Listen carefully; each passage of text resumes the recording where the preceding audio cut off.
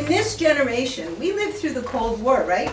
We all, beyond a shadow of a doubt, know that you get some benefit from radiation in some circumstances. When your doctor says you need the x-ray, when your dentist says you gotta have it, you say yes, you have that radiation. But we grew up knowing that radiation also carries a risk, a harm. That it can cause radiation, it can cause birth defects, it can cause miscarriage and other consequences to future generations. So I don't really have to explain all that to you, but believe me, your grandchildren have never heard that. They have never once heard that radiation causes cancer. Because once the Cold War ended, guess what? It ended. And that information is not floating around anymore.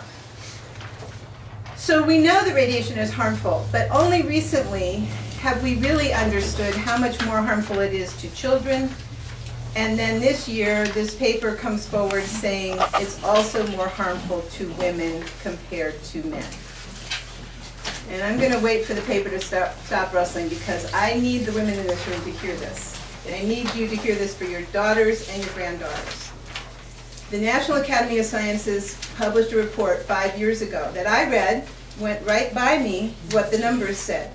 Because the text does not state what the numbers say.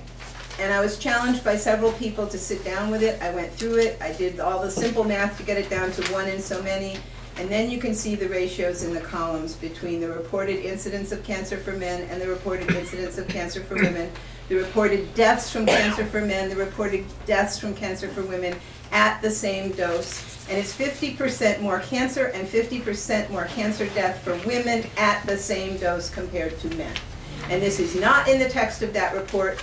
And I'm getting angrier every time I say this because why isn't it? Why are we not being told this?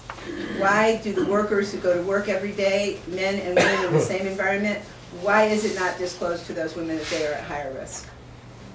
Why are parents not told that it's actually double little girls compared to little boys? So this is kind of new stuff. It hasn't been on the street. It's got to get on the street before we build a whole bunch of new reactors.